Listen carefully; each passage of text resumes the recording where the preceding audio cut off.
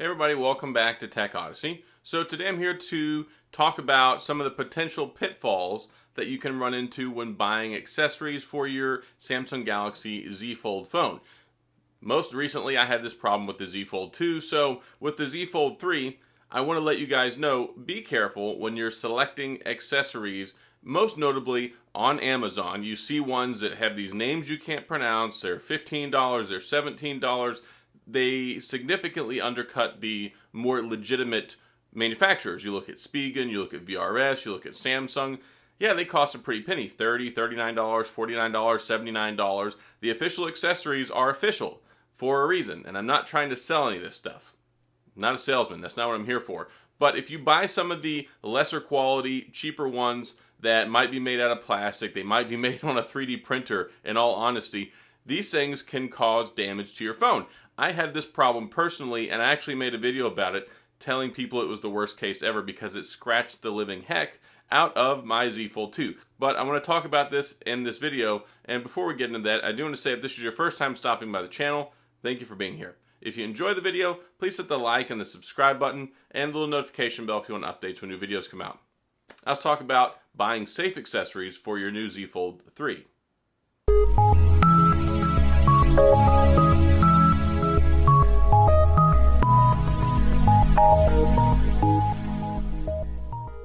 So here's something you guys probably don't know, especially if you've not owned a Fold or a flip phone before. This is not particularly addressing the flip phone because the cases are a little bit easier and a little bit more safe. I haven't really had any problems with the flip phone because they pop on and they're like a half shell. It's very interesting. So you see this right here. This is the Z Flip. These come right off.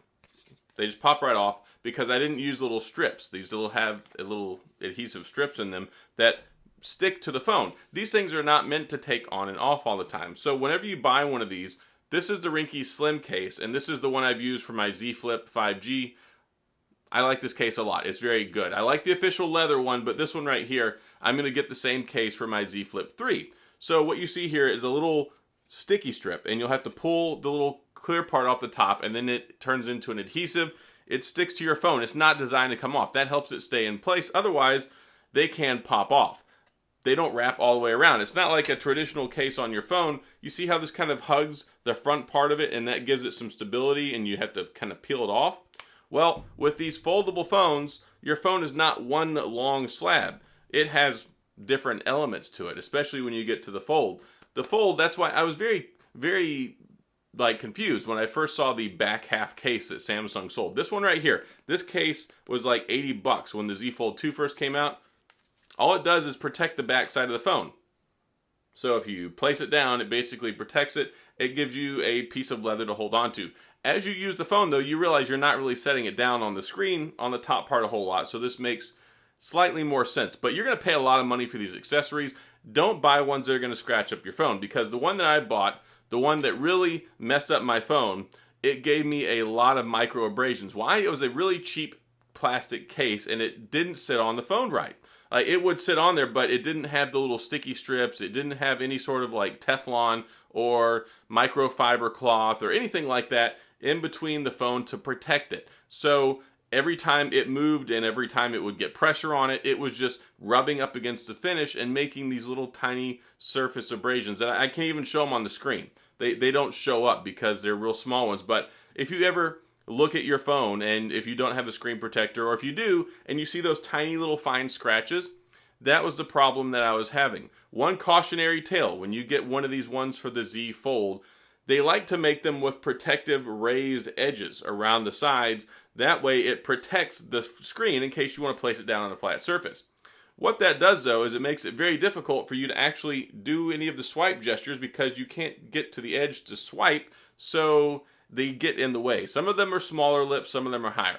I had the Rinky one. So I had a cheap one that I bought online. I don't even remember the name at this point, but it scratched up my phone quite a bit. And then I went and I bought the Rinky one because Rinky usually is pretty good. Like, I've not had problems with them. I've been using them since the Rinky Slim case on my Note 4, if that tells you any indicator how long I've had them. I trusted that brand. I bought it. I used it for a couple of weeks and I took it off. And same issue, it had left all these scratches all along the bezel here Thank goodness I have the clear screen protector in place, otherwise it would have scratched that up too. But it scratched up a lot all around the edges of my screen because that's where it was supposed to be protecting. Sure, yes, it protected it from the drops I didn't do, but it gave me tons of little ugly micro abrasions on my phone. So be careful when you buy ones that have a front part that goes on the screen, especially if they show up and they don't have anything to help hold them in place. If there's no sort of buffer, if it's just plastic on metal, then you may have those issues, especially if you can feel any bending or creasing or creaking or any sort of movement. If there's any movement in the top screen whatsoever, the top screen protector portion, then you're going to risk getting those micro abrasions on the edges around your screen, and you don't want that. So my recommendation is stick with the more notable ones, especially ones that have warranties. The 1-year warranty, that's important. I don't know how that actually impacts if the case messes up your phone, but the Samsung official ones, they should be fine. The Spigen ones, they had a really good reputation with the Fold 2 and also the Fold 1. They've been around for a while. I think the VRS one is even okay. I'm not buying a Ringke one, R-I-N-G-K-E. I have loved those guys. I've used them, and I'll buy it for my Z Flip. Because, like I said, I've used the Ringke Slim case for my Z Flip. No problems. I used it for the regular Z Flip and the Z Flip 5G. Stunning, stellar case for like 18, 19 bucks. Really good go-to. That's what I'm going to get for my Z Flip 3. But for the Z Fold, I'm not going to touch a Ringke case. I'll look at some reviews, check it out later. And also, if you get one with like the free credit stuff, so you can get the Samsung one that comes with the S Pen, or if you can get the leather one, maybe go that route and hold off till you can see some legitimate reviews.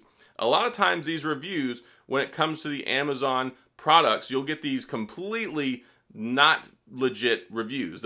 They will give them 5 stars. They will say they're amazing. You can tell, you can look at them and it'll just be like, amazing case, great case. So, there's been a lot of purging that Amazon has done to get rid of a lot of these fake 5-star reviews, and I think that it's helped, but for every one of these little companies that they squash, more of them seem to pop up. So now when I go look at a case for a phone that I want to get, especially as it's just come out, and that's the biggest problem. You'll have, when they first come out, the expensive ones, and then you'll have the really cheap ones.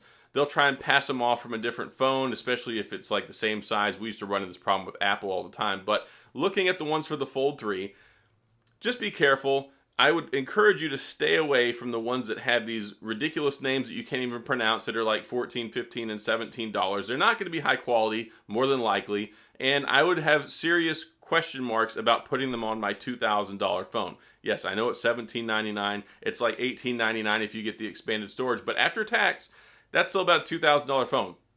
So, like I said, this is just a precautionary tale about be careful about the accessories that you buy. I encourage the Samsung official ones. Those are going to be the most safe. And then I would look at Spigen. I would look at also VRS. And for the Z Flip, if you're going to go that route, maybe Ringke. I'm very concerned. I was very, very frustrated and irritated with what the last Ringke case that I had did to my Z Fold 2. So I'll have some suggestions down in the drop down. You can check those out if you want. But yeah, I would definitely go with Samsung or Spigen or Spigen, however you pronounce it, and maybe the VRS case. I'm very worried about the Ringke one. Anyway, that's all I got for this video. Just some food for thought, especially I know that this is coming out soon. We've got about a week left before it comes out. A little over a week. And you want to get some accessories for it. You want some stuff to protect your phone. You don't want to be carrying around an $1,800, $1,900 phone with nothing protective on it, especially if you didn't get one of those really expensive Samsung cases. So food for thought there. My ideas, be careful. If it shows up, you put it on your phone and it doesn't seem quite right, just be careful, because here's the thing. The phone goes like this.